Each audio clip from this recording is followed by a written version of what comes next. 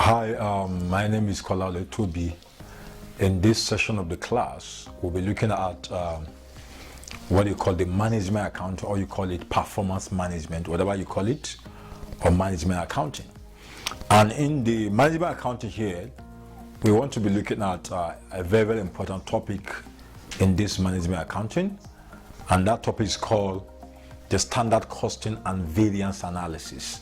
One thing you should know about management accounting is that, accounting generally has about different branches, different classification in accounting.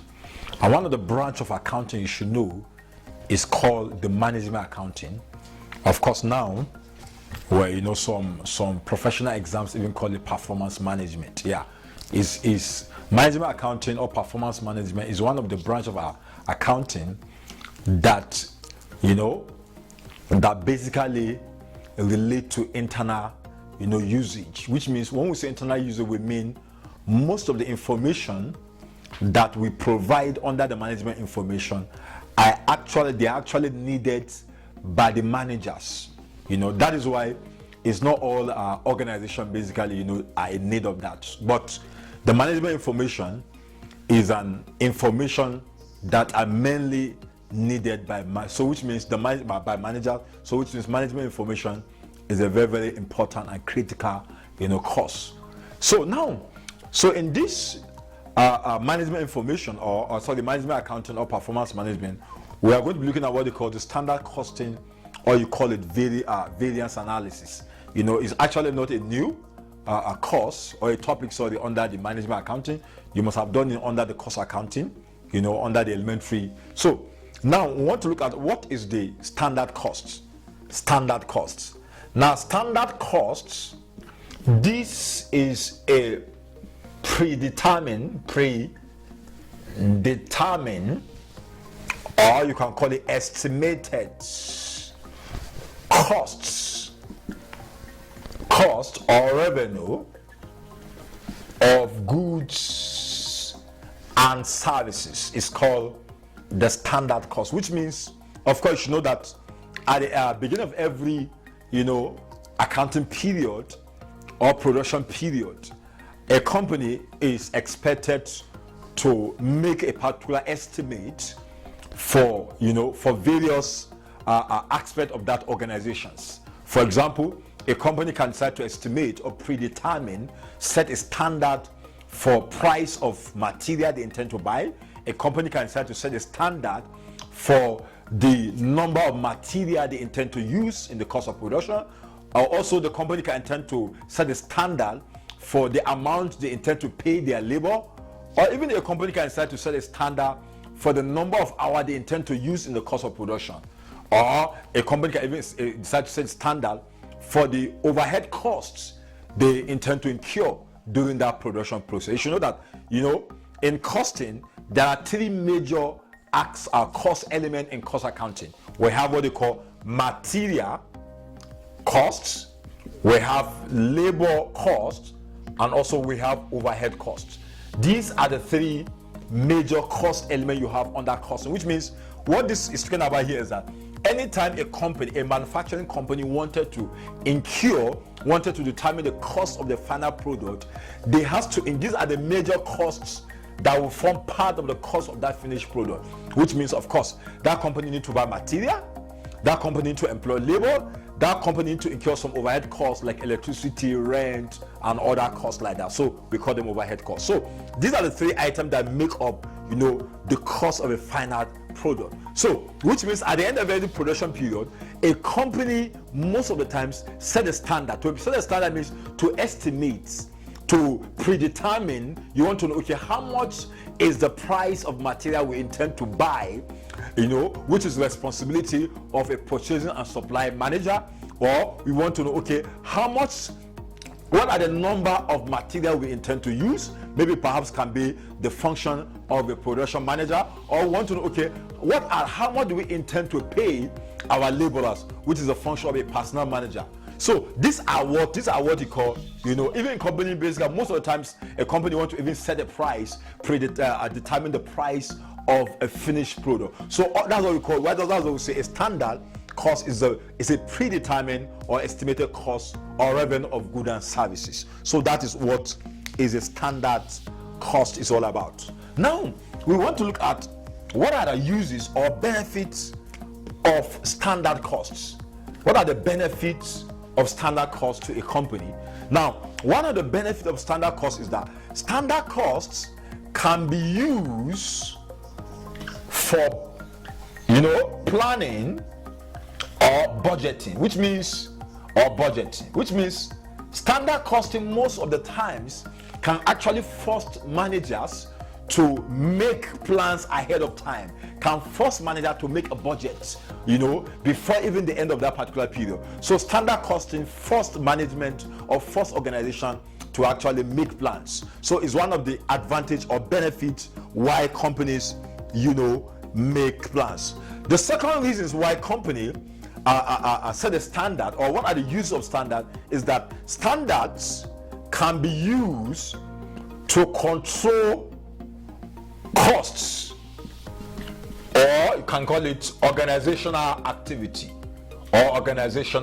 which means we can actually use standards to control the amount of costs the organization is supposed to incur. Which means when we say control costs here, we mean that, of course, when you set a standard for the amount of maybe material you intend to buy, for the labor you intend to pay, that particular standard you set will guide you to know how much you are going to incur, so that by the time you know your standard or your plans, that plan will guide you not to spend more than a particular budget. So most of the times standard costs can assist or normally assist management in controlling their costs. If I know how much I intend to spend, I should know when and how should I will go about my spending. So that is what is one of the benefits of the third benefit we can say of standard cost can be used to determine the price of a product or service, which means you should know that, of course, one of the essence of management account or costing is to provide information for management on the amount of the cost of the finished product or service.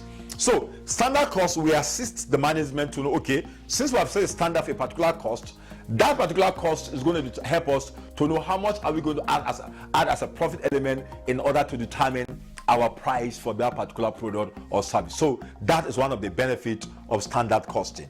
And of course, standard costing also can be used to evaluate the performance of managers.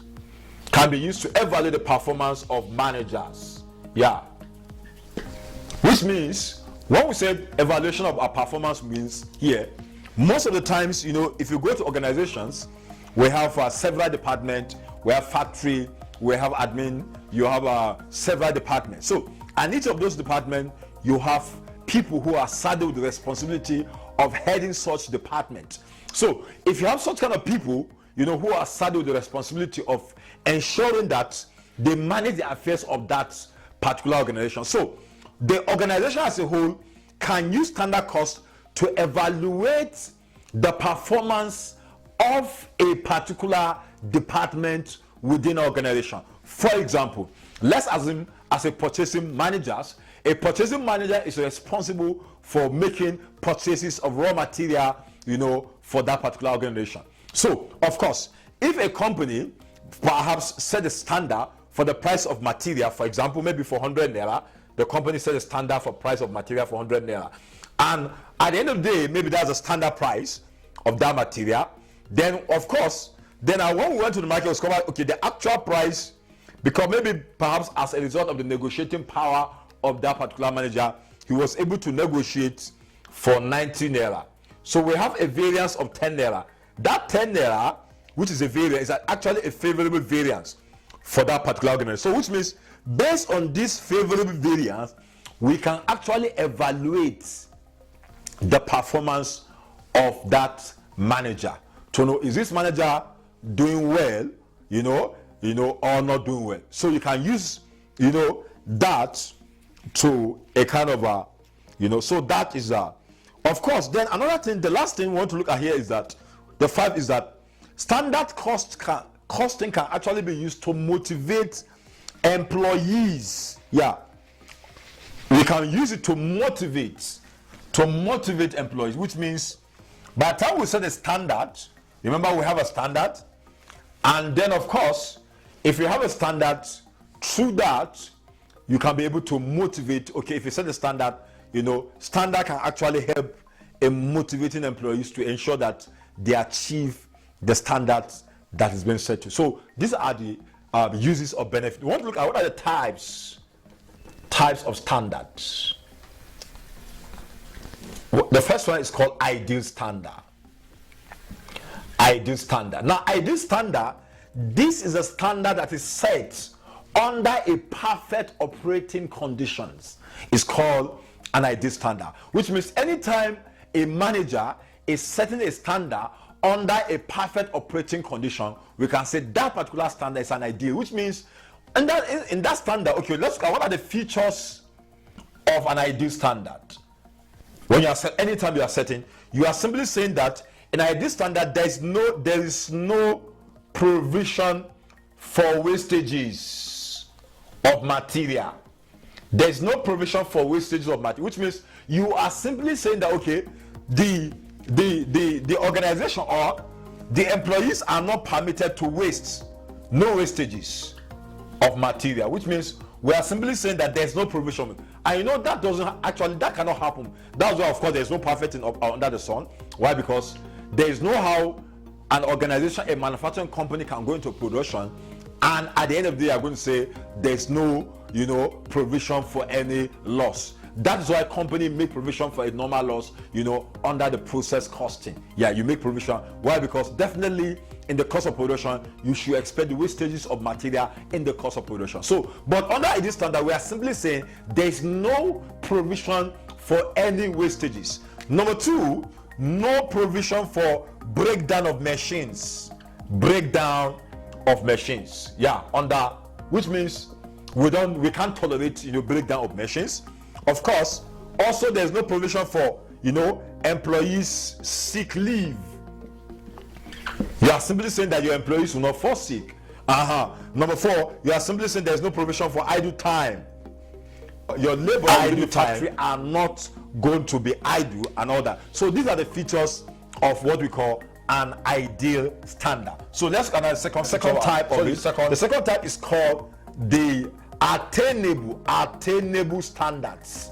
Attainable standard. Now, attainable standards, these are standards. Attainable standards are standards that are based on realistic targets for performance. These are standards that are based on the realistic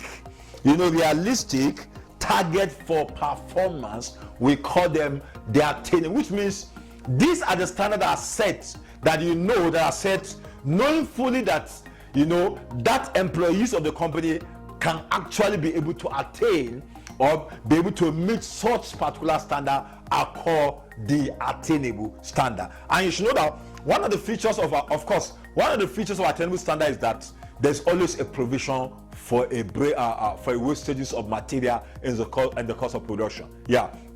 And also there's also a provision for the breakdown of machine, and also there's a provision for idle time in case maybe employees were able to, and also there's a provision for the sick leave for the employees. So we call them an attainable standard. Those standards actually are set knowing fully well that those employees will be able to attain such a particular standard are called the ideal standard. Then the third type of a standard is what you call the current standard. The current standard.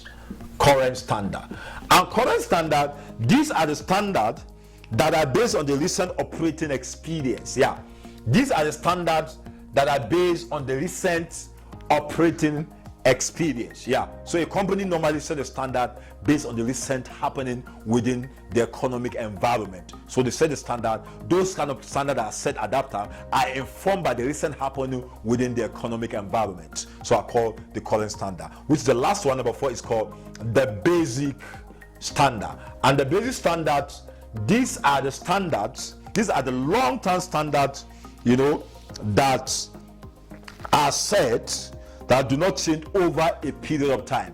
Yeah, these are the long standards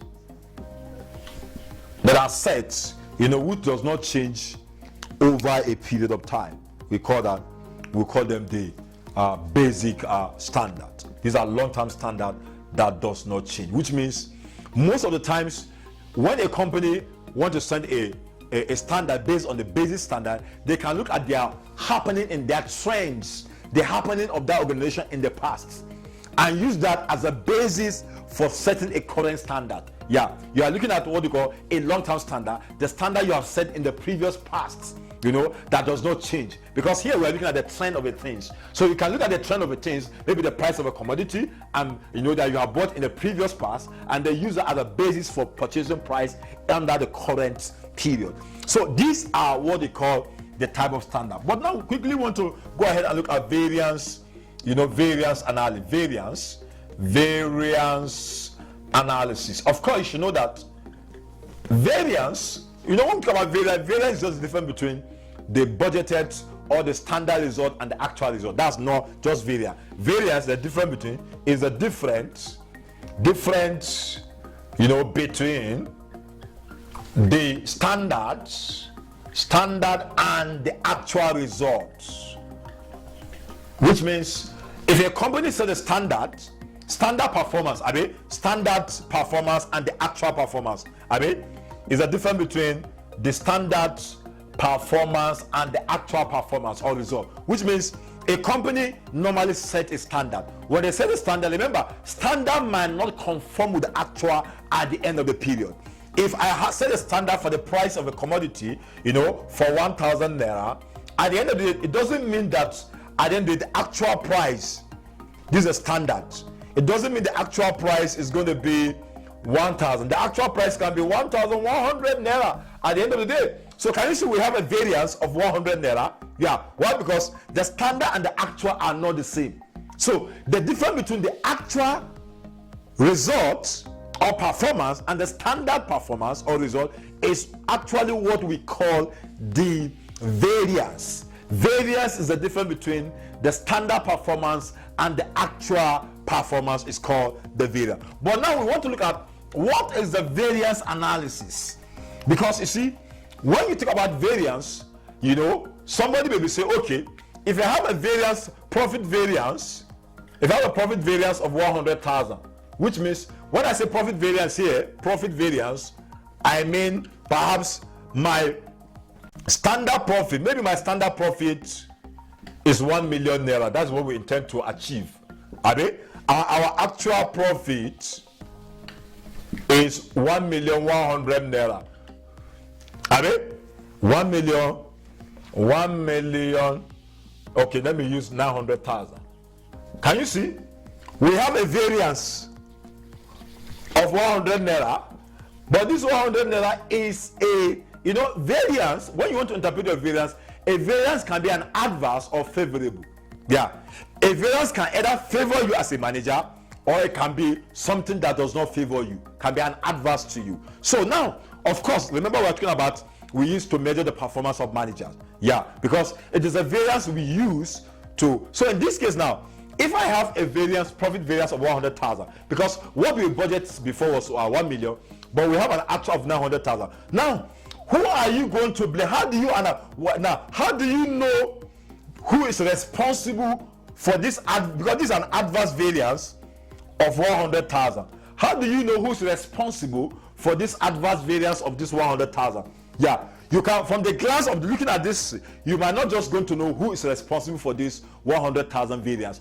Now you have to begin to break, because okay, now if I ask you what is a component of profit, the components of profit or that make up profit are cost and revenue. Yeah, cost and revenue are the two components that make up, because the difference between cost and revenue is going to give you the profit. So which means you have to go look at, okay, the component aspect of the this profit, and also the revenue, the revenue aspect, and also the cost aspect of it. So I begin to break them down, analyze them, look at, okay, who is, okay, if I break my cost, under my cost, I have material costs, I have labor costs, I have overhead costs. Even overhead, we even have variable overhead, also have fixed overhead. Then break also my revenue into sales revenue and all that. So which means you should be able, you have to break your variance into smaller constituents in order to determine, to know who is responsible for this particular variance. Before you can know who are you going to hold responsible for your variance, and the reason for holding that person, a particular person responsible, so that we can reward that particular person, or reprimand that particular person, so that you can actually reward him or you don't reward. So that is essence of. So which means when we talk about variance analysis is the breaking down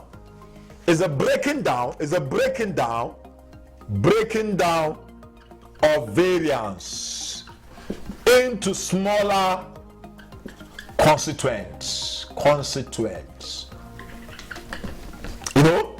Breaking down variance into smaller constituents in order to know or verify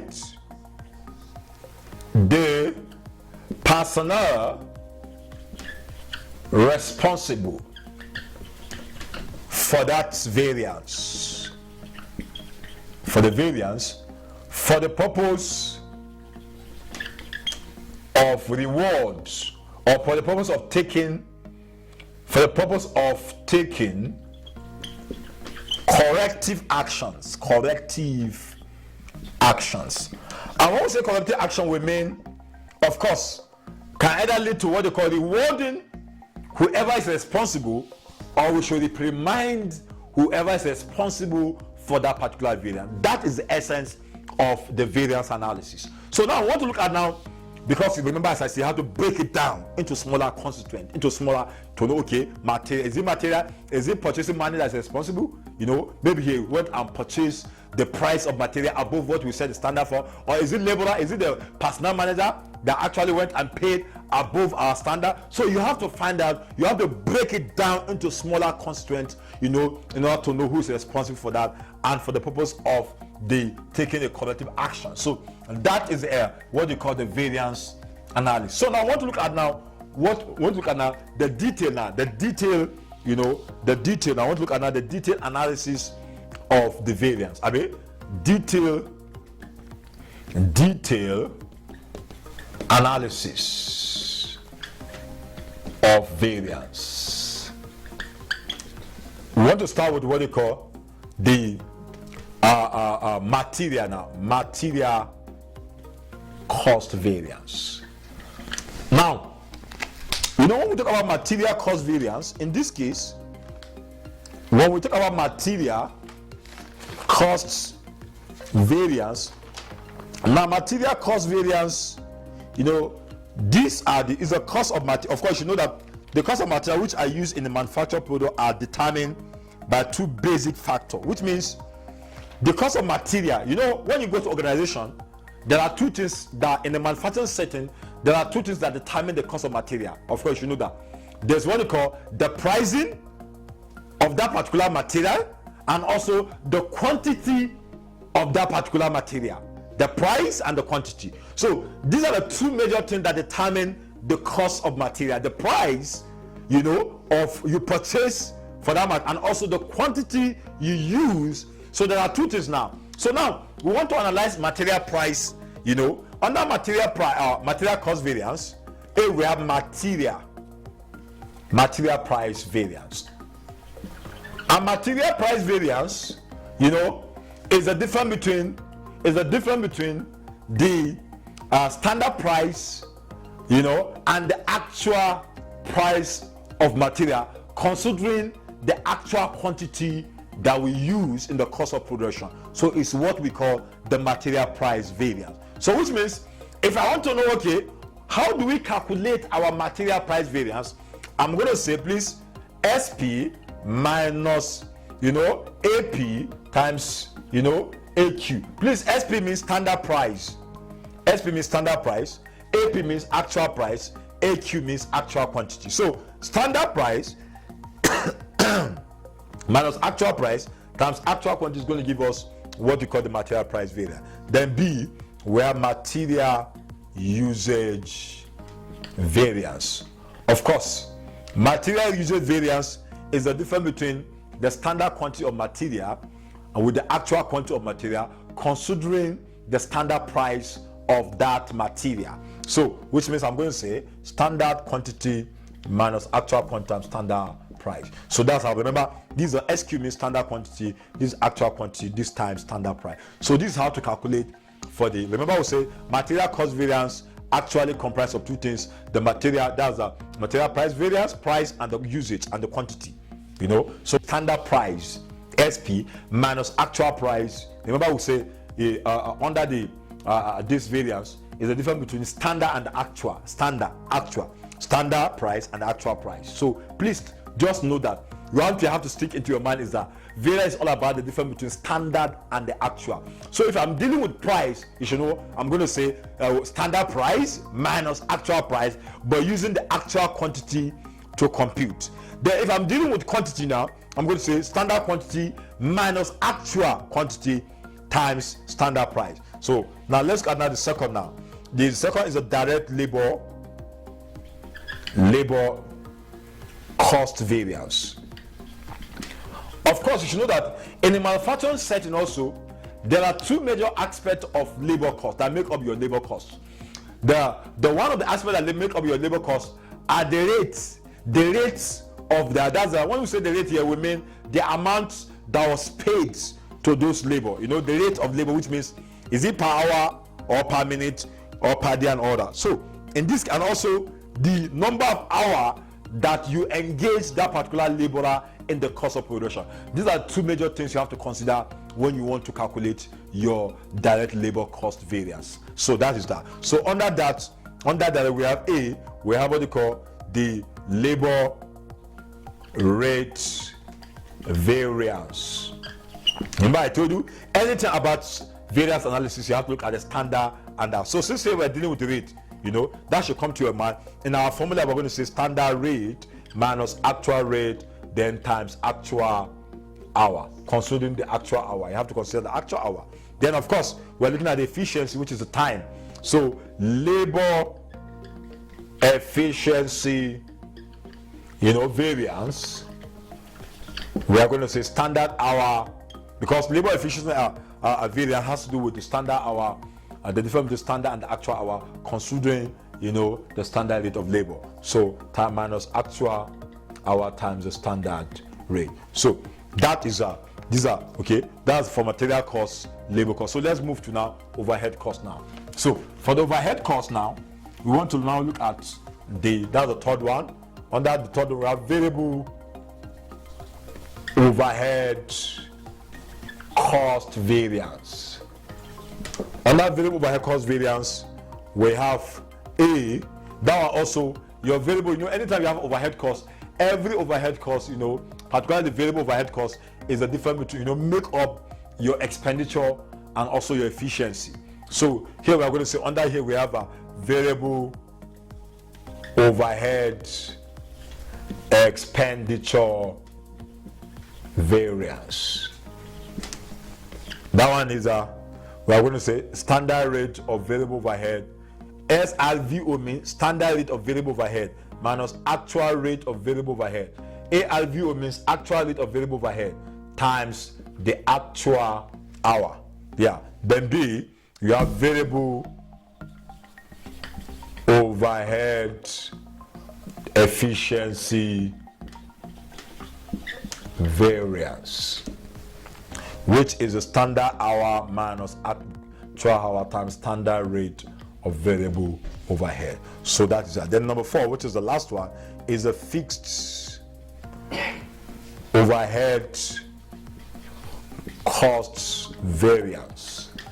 Fixed overhead cost variance, you know, it actually comprises, we have the fixed overhead expenditure variance. And fixed overhead expenditure variance is a budget minus actual. And of course, budget is budgeted hour times standard rate of fixed overhead minus actual means actual hour times the actual rate of fixed overhead. Then B, we have fixed overhead volume variance. Fixed overhead volume variance, is for us to calculate is the budgeted hour minus standard hour times standard rate of fixed overhead. Yeah, that's the fixed overhead. Then of course you know that you can also break fixed overhead into two: fixed overhead volume variance. Yeah, so we can also say C, continuation, is a fixed overhead efficiency variance, with the standard hour minus actual hour times standard rate of fixed overhead. Then D, you have fixed overhead capacity variance. And fixed overhead capacity variance here is the difference between the budgeted hour minus actual hour times standard rate of fixed overhead. So these are the detailed analysis of the costs. So let's go to revenue. Remember, we say here is actually you are making a variance. What make up your component of profit is costs and revenue. So we are finished with the cost. So we'll look at now the revenue aspect of it. Yeah. So the revenue aspect, that's the number 4. Or number, we talk about material costs, labor costs, variable overhead, fixed overhead. Then number 5, that's for the revenue. We have sales variance. I know sales variance basically has 2 components: the quantity you intend to sell and also the selling price. So under this one, we have,